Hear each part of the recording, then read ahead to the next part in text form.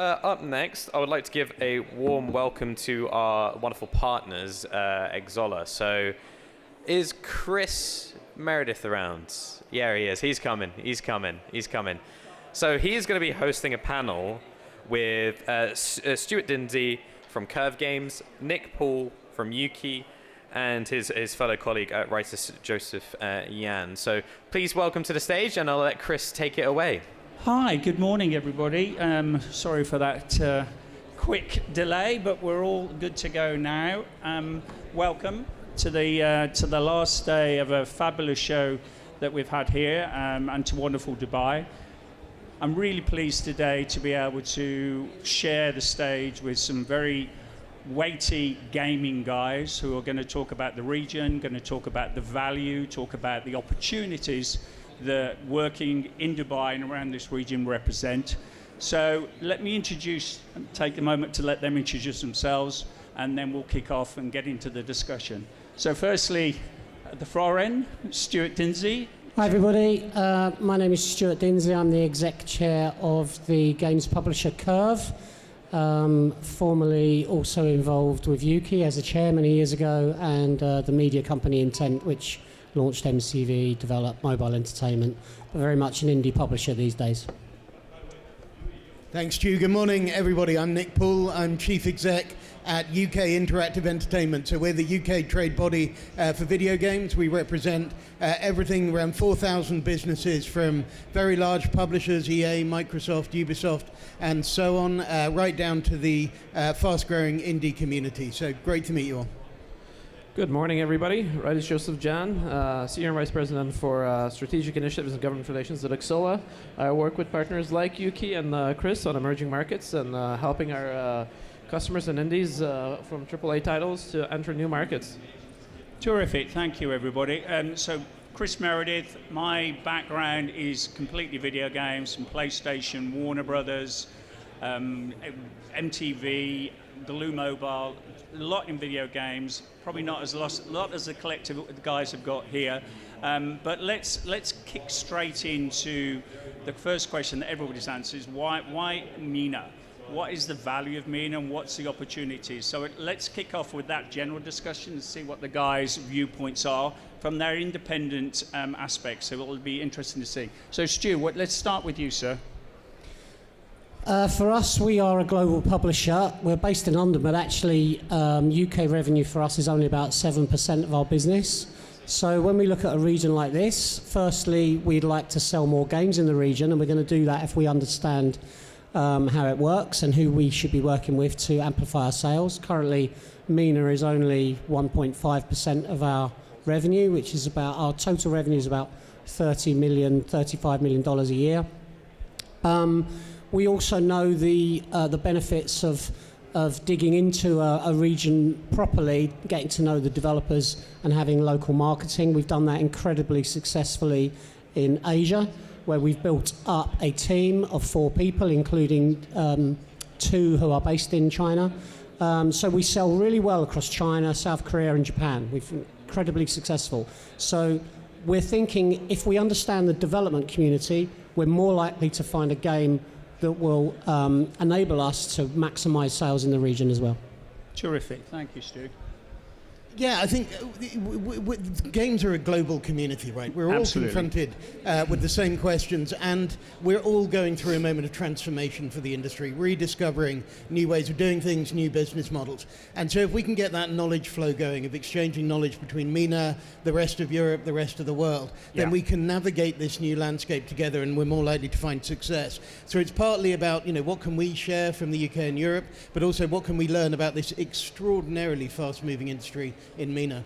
Yeah, very much so. I think also, and I know this will pivot into what Rytis has got to say, the value of partnerships is essential in that mix, right? And understanding how, where we might be from Europe be burdened with history, the opportunities here are a clear perspective on just opportunity and how to realize that. So building onto partnerships, Rytis, I'm sure will have something to say about that. Sure. I think going back to your original question, what's exciting about MENA, right? Sure. From an indie developer point of view to a AAA developer point of view or a AA developer point of view.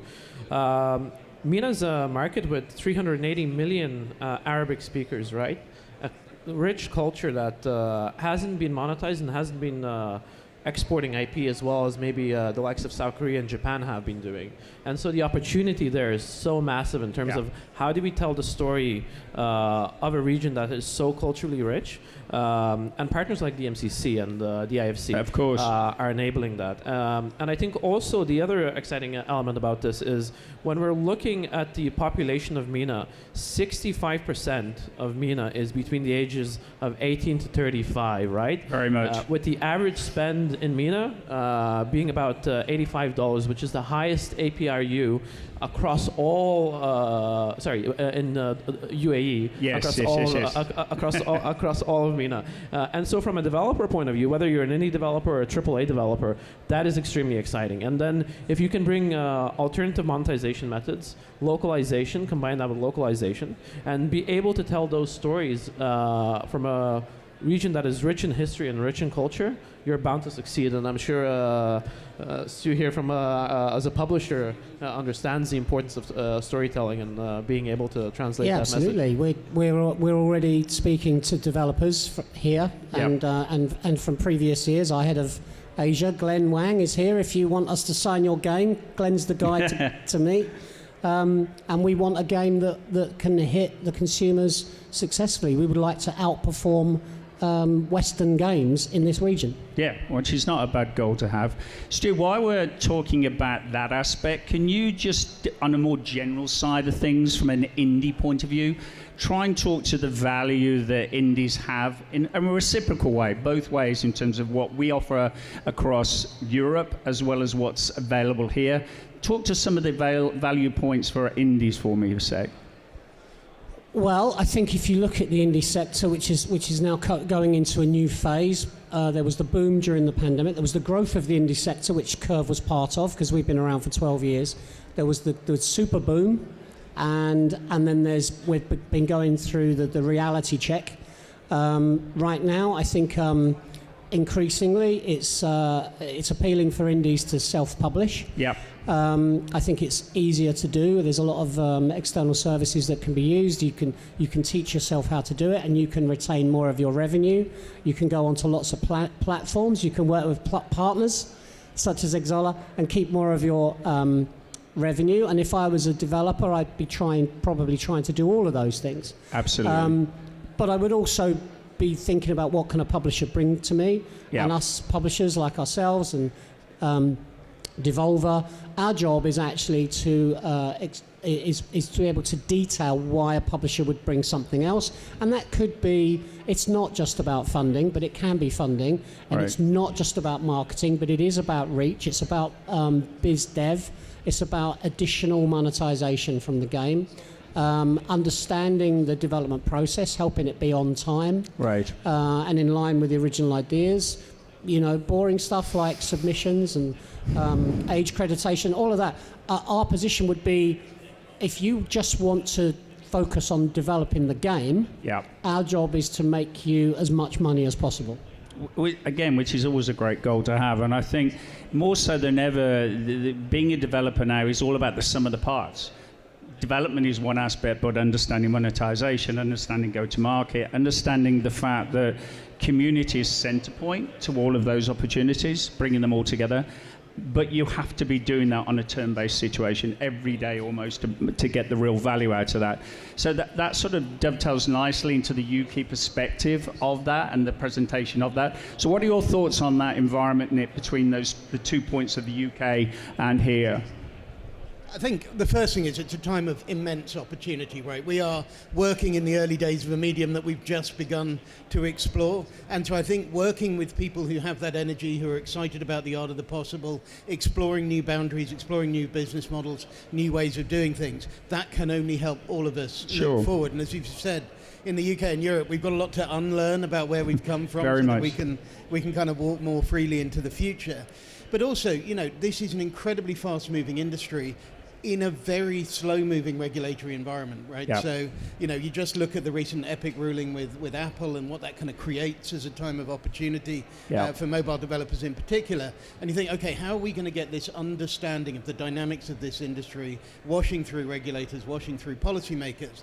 And when I come here with the free zones, the way that DMCC is set up, you have an incubator that's built around acceleration, that's built around starting, as you said, with yes, and then going on to what the question was. Of course. So I think there's a huge amount we can learn about a really pro-business, open regulatory environment that supports the kind of exploration and innovation that we're going to need over the next few years. And also accelerates it as well, right? Which is the key thing, that the gaming development cycle now is just quickening with the AI and everything else. So we need to be attentive to that and be able to run concurrently between those 2 points.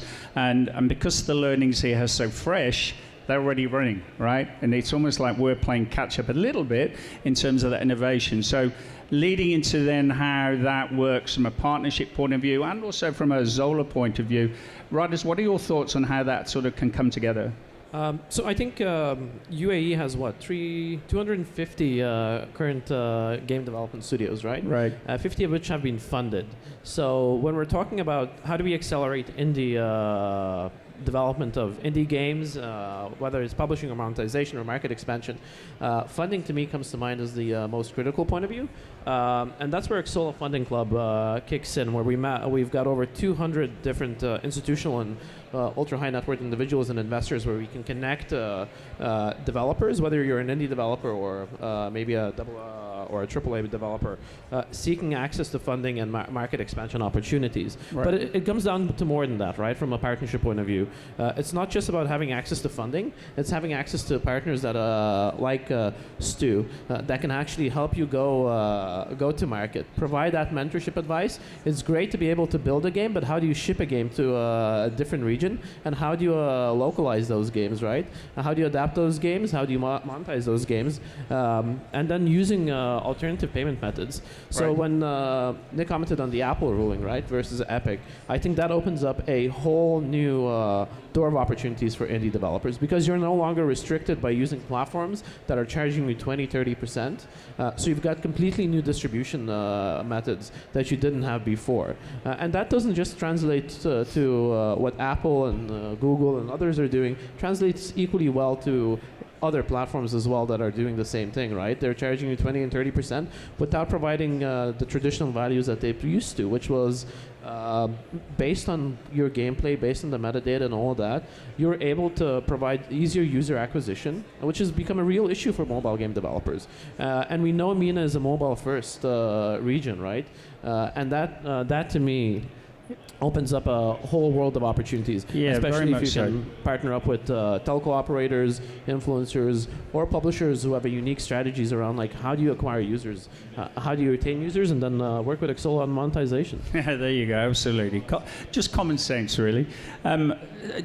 As we move quickly into this new, exciting phase of direct-to-consumer, which is scary for some, is a destination for most.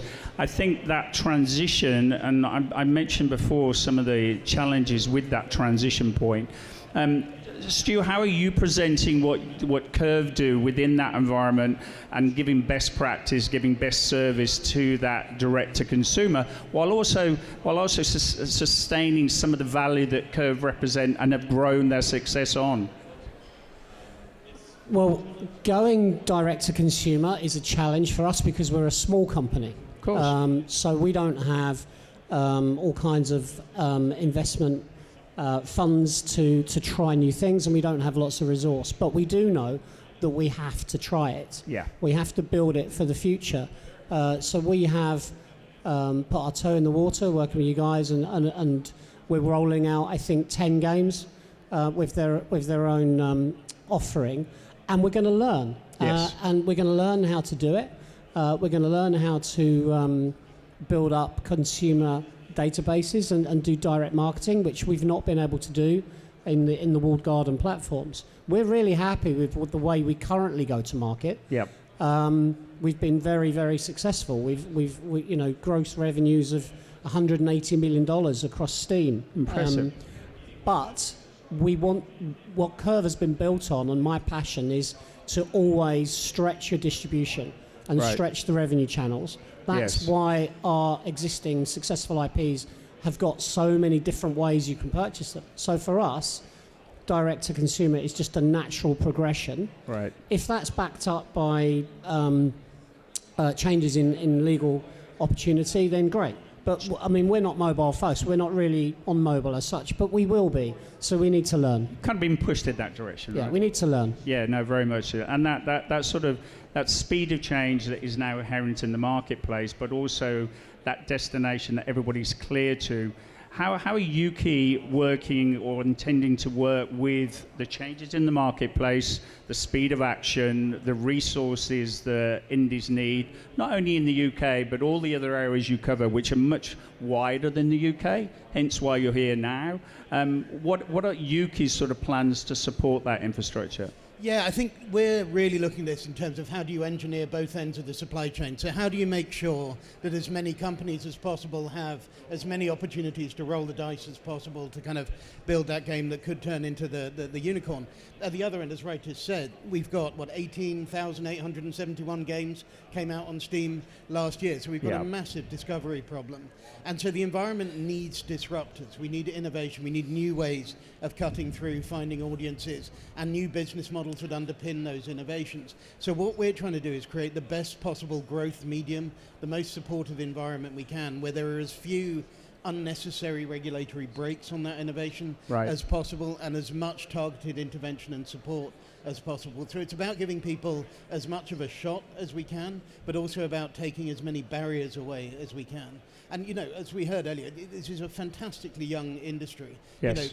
There isn't one business model that's going to sustain the way games are funded. So we need that space to experiment, to be bold, to fail, to learn, to try again. And so that's what we're really trying to build, is that really supportive environment. Which is great. And so that really dovetails into what Xsolla's role within that environment should look like and can be with the solutions. So can you talk to that and try and link those two parts together, Rytis? Sure. I think, first of all, we got to change the perception of how we fund games, right? Traditionally, VC funding, VCs have been able to take and deploy capital into indie studios, AA studios, by taking the venture capital risk without the venture capital reward, right?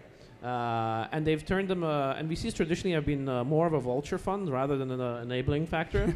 Right. And so at Xsolla, what we're trying to do is we're trying to introduce a completely different method of funding video games by deploying regional VC funds that actually don't take any equity, right? When we deploy capital into video games, we don't take any equity at all. What we do instead is we set up special purpose vehicles, SPVs, that enable the studio to fund the IP that they're building and retaining a clean cap table in case they do want to raise capital in the future or introduce new investors. At the same time, prove that they're able to deploy great titles, do great storytelling, and create great engaging content, right? And we do that through revenue share. So if they succeed, we succeed, and that should be the approach we should be taking, especially on an indie studio, because great games can come from anywhere. Yeah. Look at Minecraft. I mean, a little tiny studio that got sold for billions of dollars. And it's a super engaging game, right? It's got millions of players. Roblox before was going to be dead before Tencent came in and actually did a capital injection and changed it around. So great games can come from anywhere. Yeah. I think that's what I'm trying to say. And I think one thing we're missing, and that's getting introduced at the moment, is transmedia. Right. When we are doing storytelling, and when we are telling the story, especially for a region that is rich in culture like MENA is, and when creating, whether it's TV or movies, etc., we should look at how do we, users always want to consume more content, right? So when they're done consuming a movie, when they're done consuming a TV show, they want to continue consuming more content around that because they're so engaged. And so how do we leverage an existing fan base and user base and drive that user base to video games? And we all know video games as an industry is larger than music, movies, and sports put together, right? There's massive opportunity in terms of crossover. And so if we can drive those users, especially for indie developers, if they can leverage that IP, that existing IP, and drive it to their video games, right. That's going to drive massive amounts of opportunity, especially when it comes to monetization, and allow them to develop further IP, better titles, more engaging content. Absolutely. So yeah, I think we need to introduce better funding models around that. I think that sort of leads into a great point about community, and I'd love our guests to share with them their insights and their best practices for community, again, from 3 different clear perspectives. But with the transition, Stu, to DDC that we touched on before, key to that is the community. And as a publisher, you're going to be dealing with multiple communities along the titles you go to market with. So any learnings you can share, and also the challenges of that going forward as well, that transition in a community-based management organization? Yeah, and community is obviously the word we've all been focused on over the last couple of years. Yep. Nobody says PR anymore. Unfortunately, the specialist press, third-party specialist press, is not as important as it used to be, and struggling to survive at all in the current environment, because they're not the gatekeepers anymore. No. So we have to figure out how we speak directly to our customers or potential customers. And at the moment, we do that by working with our developers, because the consumers don't really want to hear Curve talking. They want to hear what the developer's doing. They want to hear about the journey that the game is on. We support our developers so that they can answer questions quickly within those forums, and lay out a roadmap of where the game is, what the vision is. Make sure people understand the context of a game is really important as well. You know, a $10 indie game is not the same as a $70 AAA game. Of course. But if you don't explain that to a consumer, you will get flamed as if you were some kind of evil megacorp. Yeah. So context means the consumer's more likely to come with you, more likely to give you a little bit of grace.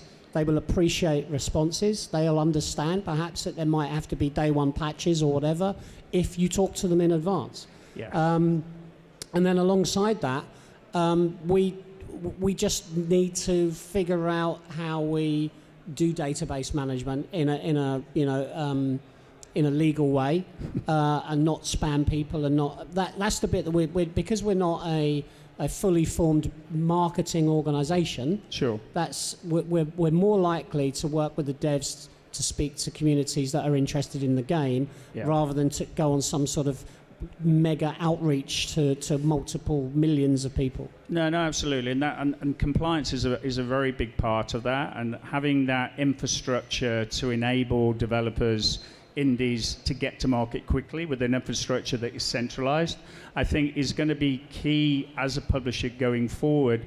But it has its challenges. It has its challenge of making sure that you are current, making sure that you can work across multiple communities with a messaging that is bespoke.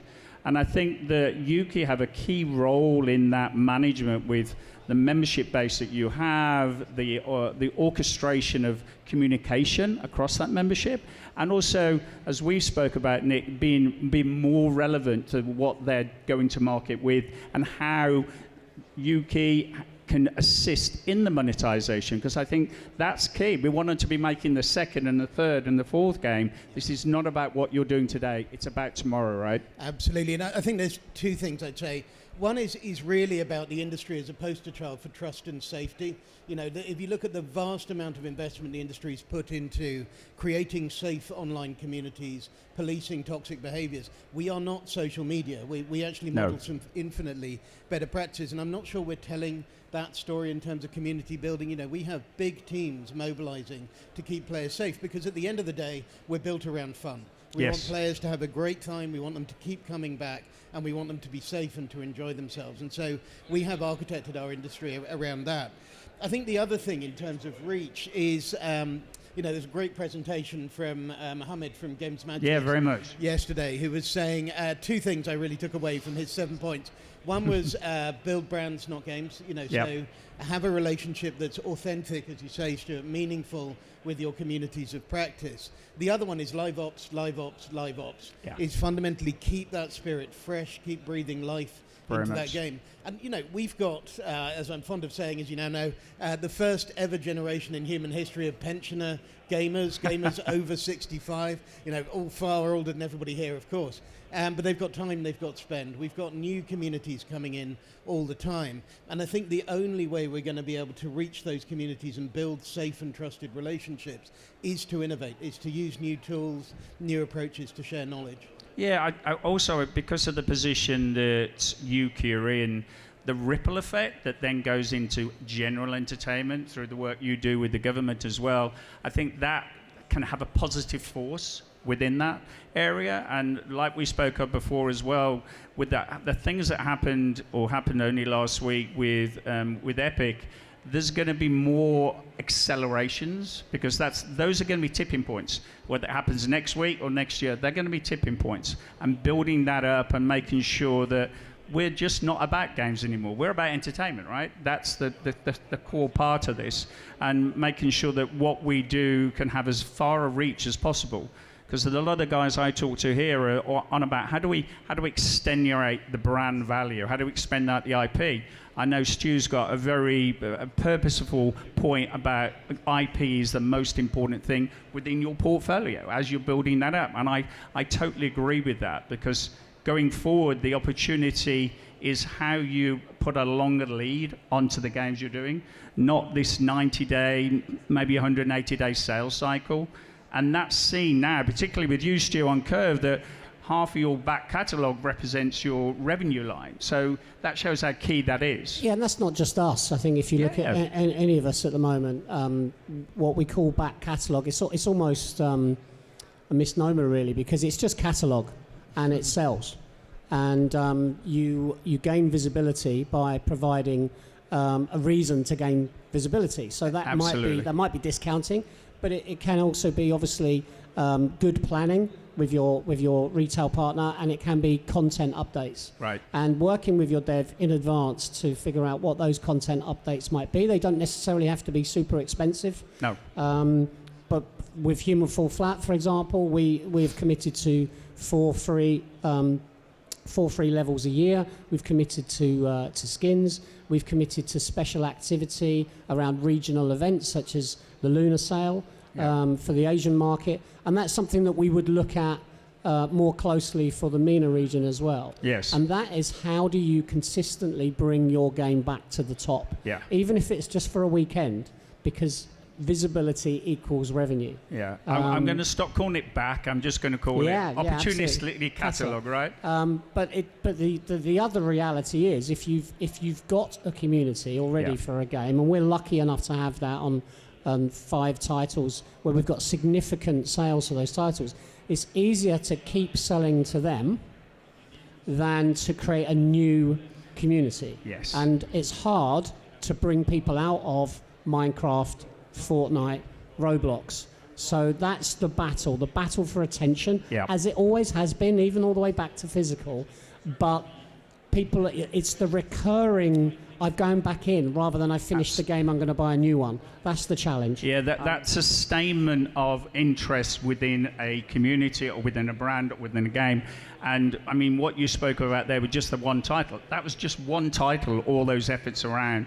When you scale that out to a much bigger part, it's a lot of work. I mean, with all of that in mind, Rytis, with what's going on with what Xsolla do, there's an opportunity of alignment between all of those things with the solutions, right? Yeah, I think one thing that's important when we're engaging with community, right, is we have to acknowledge the fact that we're engaging with different generations of gamers, right? We're going from gamers who were playing games 40 years ago to Gen Zs who are now engaging on platforms like TikTok, Instagram, Twitch, etc. And so how do you revitalize those communities, going back to your point, right, for existing IPs? And how do you drive monetization around that? And that's all, I think, influencers and platforms like TikTok and platforms like Twitter, etc., where the majority of the community sits, where your demographic that you're trying to target sits, is super, super important, right? And Xsolla's direct-to-consumer and our B2C efforts under Xsolla have been driven by that, especially our partner network, where we've got celebrities, influencers, telco distributions, etc. And how you target those communities and those demographics is super, super important.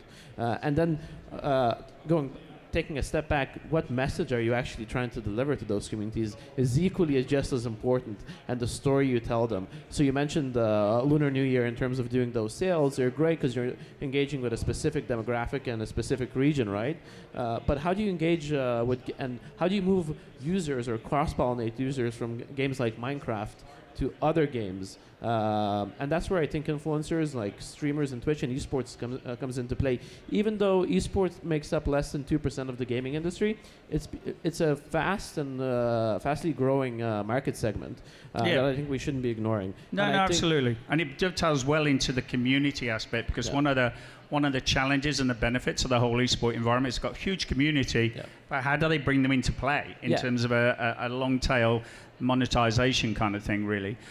So let's refocus back on EMEA. Let's talk about the learnings we've had here. Let's talk about what we've learned in the last couple of weeks, and we spent a lot of time together here. What learnings you'll be taking back, and then what you can export back into this territory in regards to the operations that you all lead. From an indie point of view and from a Curve point of view, Stu, where would you pivot on those kind of things? I think the emergence of an event like this is really important, where everybody comes together. I think there's a real desire to not necessarily just Dubai, but to create an identity for the region. So we saw that with the MENA Majlis event the other day, where there was 37 different games companies in the room, all wanting to feel part of a community themselves. And within that, you'll start to see people move from studio to studio, and people will swap good ideas. Right. I think for me, it's clearly more of a mobile-driven space. Sure. But I think with the growth of mobile gaming in the sense of Steam Deck or Switch 2 or Play Anywhere from Xbox, I think actually the more traditional games market is going to lean into the natural games playing habits of people in this region. Right. So I think that's something that I'll take out of here. And from Glenn's work with the studios that are in this room, there's clearly a new breed of indie developer coming from this region. Very much. And I hope no other publishers are talking to them. Always helpful to be first to market, right? So please make sure that if you want to have a conversation with Glenn on distribution of your product, or Stu as well, that they're both going to be around after this. So please take full advantage of that. So from your point of view, Nick, in regards to Ukie, I know you and I have just been blown away with the amount of opportunities here, partnership-based, but also tactically as well. How do you think you'll be able to rationalize those and have a meaningful relationship that'll be two-way going forward? Yeah, I think there's so much opportunity here, so I'm going to spend the next 3 weeks sort of filtering. I think the first thing I'd take from our conversations with DMCC and DIFC is that games here are seen as both an economic product and a cultural product. So you can have tremendous financial returns on investment, but you can also express Emirati culture and the kind of depth and cadence of their kind of heritage and identity. That I think we really need to relearn back in the West, and so I'm going to be taking a lot of that back.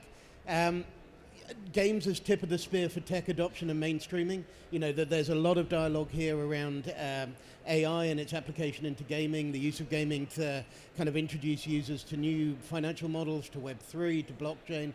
So really not seeing gaming as a vertical entire unto itself, but all of the spillover impacts of games into wider industry. I think there's a lot we can take there. The UK is brilliant at making games. You know, we've got a fantastic pedigree. We've got a great track record in telling stories that are heard around the world, new IP generation. We need to learn how to scale. And what I'm seeing here is a brilliant platform for scaling. And so what we want to do is create a tunnel from the UK to Dubai so that you can have a great idea in London and you can scale it here. Yes. And that's what we're going to be focusing on building over the next couple of months. Good. And I think we've all realized that sort of being here has a much, much, much bigger value in terms of being able to touch, meet the guys, and have conversations, because then the reality hits you very quickly. And I know both the guys on the stage, all the guys now, are realizing that we really need to be here to be able to work and build the future opportunities and alignment that we can achieve together, particularly now that you're just around the corner. You know, it used to be Dubai, it's a long way away. It's so not now, and I think that, particularly in the world of gaming, is realizing that, and we're working hard now with our partners, DMCC and Dubai, to be able to bring that proximity closer and make it more relevant. So Rytis, from a corporate point of view, from a value proposition that this territory and emerging markets represent, what are your thoughts and what are your learnings from this last couple of weeks? I think there's a lot of innovation happening here that Very much. we are missing in Europe, right? Yeah. And there's over legislation in Europe, over Yeah. regulation that is restricting innovation. And what we've seen with the DMCC, the IFC, and all these free economic zones, that Europe is severely lacking in, right? Daily. To Nick's point, Europe is great at storytelling, and we're great at making games. We're terrible at innovating, which is why Europe's been left behind, right? I mean, you look at the American markets and you Yes. look at the Emirati market. The fact that they're able to create these ecosystems and enable innovation is something that is severely lacking and missing. Very much. And I think my biggest takeaway from a corporate point of view is, how do you build ecosystems? How do you effectively enable not only innovation but also storytelling? How do you enable funding and alternative funding models? And how do you enable developers to feel empowered, right? And to export that talent out? And also, I think one thing I've noticed from the ecosystem building point of view is a clear strategy, an alignment between government and business. Yes. B2G is super important, and that's something that's lacking. Ukie's working very hard in the United Kingdom, but there is, across all of Europe, I think there's a fragmentation of different associations working after their own markets or looking after their own access to funding or whatever it is, whereas here we have got stability and alignment that is missing across the board. So I think if we can take one learning away from what the UAE has achieved and what DMCC has achieved in particular in the IFC is take their model of building ecosystems, whether you're building utilizing AI, or enabling gaming ecosystems, is take what they've done, take their model, and try and introduce it back home. So we're stronger together, right? And I Exactly. agree with you. The autonomy It's that building exists. bridges. Yeah, no, very much. The autonomy that exists in Europe is a strength in the territory, but a weakness across the whole of the region. So we've got to get better at that. I know Nick's at the front end of doing that with his work in government, but again, stretching all across Europe in regards to that. So we're right on the cusp of losing our time slot. So I want to open it up. If there's anybody got any questions for these guys, they're going to be around the rest of the day to take any detailed questions you may have. But let's take a second to answer any questions now. There's a gentleman there. A gentleman here. Let me give you my mic, my friend. Let's give you that. That's all right, no problem. There we go. Hello. Thank you guys so much for your talk. It's exciting to have you guys here. I want to ask, how does an indie start this entire process of like bridging this gap between publishers and funding? Is there like a formal channel? Is there something that's like an initiative that we have to look out for? So how do we bridge that gap basically? I'll kick off from the Xsolla side. So if you are looking for access to funding and or access to the incubation accelerator programs, Xsolla has all three. So you can go to xsolla.com/funding. And so we do have a funding platform where you can register as an indie if you've got a title that you want to develop or an idea, and we'll help connect you with the investors and provide you with access to capital. We are looking at launching a new funding platform here in UAE, in particular to enable local developers to get access to funding that is much more friendly than traditional VC access to funding, like I said previously. And then I think on the incubator accelerator programs, if you're at the very, very early stage, we're going to be working with our partners at DMCC to provide you access to the incubator programs, to help you do market validation, put your team together, build an MVP product, and then get you on the accelerator stage, get you to the investor ready stage, and then I'll hand it over to you. Thanks. Yeah, so we're doing a lot of work on the scaling journey. So how do you go from like pre-project, really early stage, group of friends, scaling into your first game, and then building into a successful game and reinvesting? We really want to see sustainable businesses emerging that reinvest in their tech, their IP, their people, and so that's what we're building this kind of on-ramp towards. I think some of it is about being a part of the community, is kind of reaching out, being opportunistic, looking at opportunities like what Xsolla are building here. But also always thinking about, what's the best option for me, rather than following paths that have been built before. We are talking to a lot of people who are bypassing a lot of the structures and going straight to market to test their game. So just thinking about what's the best, fastest way for me to prove the concept that I'm working on before I make a massive investment up front. So I think just being open to new ideas rather than just following well-worn paths is going to really help in this kind of just very dynamic environment. Yeah, I mean, all I would say is if you can avoid taking funding from the publisher, you will retain more of your royalty. So I would look at all the different options that are available in funding from DMCC or DIFC or Xsolla, if you can, and keep your independence. Always retain your IP, and be wary of financial institutions. Perfect, Stu. Keep the mic. Final thoughts, final one clip sentence of learnings helping here. I think there's a desire to create a gaming ecosystem here. I think there's a desire to make people come back regularly and build it up. You can see that with, as I said, with the community work that the companies are doing. And I think you're not held back by history. And I would expect to see originality in game design, but I'd also expect to see cutting edge when it comes to using tools like AI or building new engines. I think that may be the area that this region can really get ahead of the traditional markets. Super, thank you, Mick. Nick, what's your final thoughts? I'd echo exactly the same point, really. I think what we've been through in the last 3 years is a big old global reset in the industry, which means we're all learning together. Yep. We're all starting afresh and focusing on the fundamentals, focus on the fun, gameplay, create games that you believe in and you believe that other people are going to want to play, and then be ambitious and opportunistic. Work with partners like Xsolla, of course, but really kind of be excited about the thing you're doing, because this is an amazing moment for the industry. Very much so. And final thoughts, Rytis? Great storytelling. I'm gonna circle back to great storytelling. This region has such a rich culture and such a rich history, and the stories haven't been told yet, right?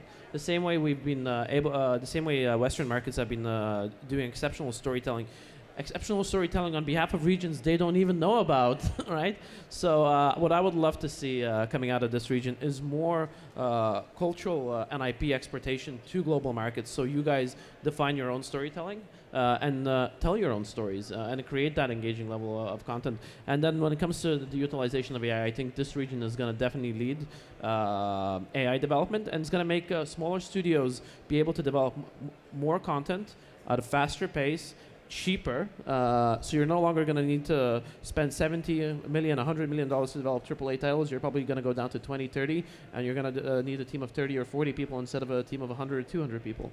So that's the opportunity. Perfect. Thank you so much. Thank you, everybody. We're right out of time now. As I said, all the guys are going to be around for the next couple of hours, so please take a moment, exchange ideas, exchange contact points, certainly. We're going to be back here. We're committed to this territory. We're committed to Dubai in the future development. So if we can help at all in regards to your endeavors, whatever they might well be, we're here to help. So thank you for your time. Thank you for attention today, and have a great rest of the day. Thanks, everybody. And thank you, Chris, for moderating such a fantastic panel. Thank you, mate.